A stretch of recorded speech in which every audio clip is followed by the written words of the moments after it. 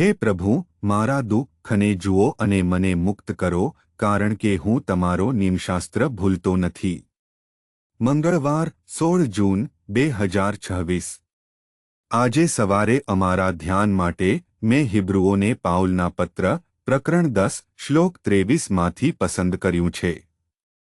જે આશાઓમાં આપણે સંમત છીએ તેને આપણે મક્કમતાથી વળગી રહીએ, કારણ કે જેણે આપણને વચન આપ્યું છે તેનો સંપૂર્ણ ભરોસો આપણે કરી શકીએ છીએ. સુપ્રભાત મિત્રો. ભગવાન કાયમ વફાદાર છે. આપણે આપણી શ્રદ્ધામાં ક્યારેય ડગમગી જવું જોઈએ નહીં. ચાલો આપણે આ શ્લોક પર ધ્યાન આપીએ. આજની સવારના ધ્યાનનો વિષય છે, જેણે વચન આપ્યું છે તે વફાદાર છે.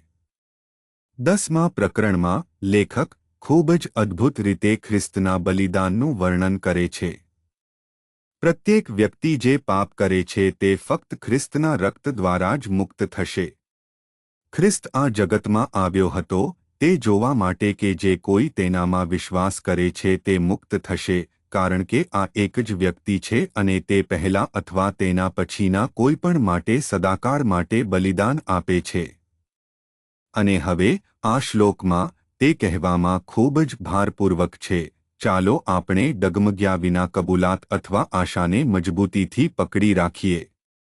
અમારો વિશ્વાસ એવી આશા રાખે છે કે આપણે મુક્ત થઈશું અને આપણે પ્રભુ સાથે રહીશું, કારણ કે અમારા પાપો દૂર કરવામાં આવ્યા છે. આપણા પાપો પોતાના પર ઉઠાવવામાં આવ્યા છે.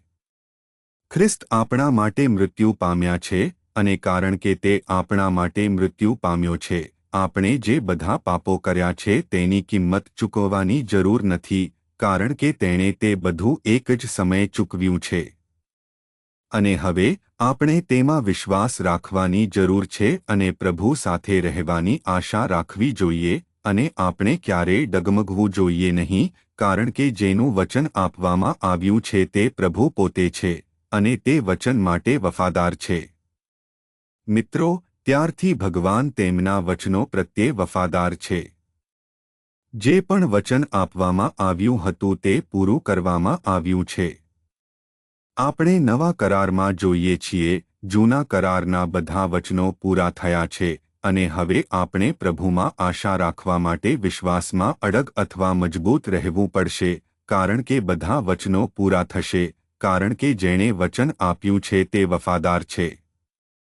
પ્રાર્થના. કૃપાળુ ભગવાન, આપણા સ્વર્ગીય પિતા, અમને મદદ કરો, પ્રભુ, ડગમગી જવા માટે નહીં, પરંતુ અડગ રહેવા માટે. ખ્રિસ્તના નામે અમે પ્રાર્થના કરીએ છીએ. આમીન.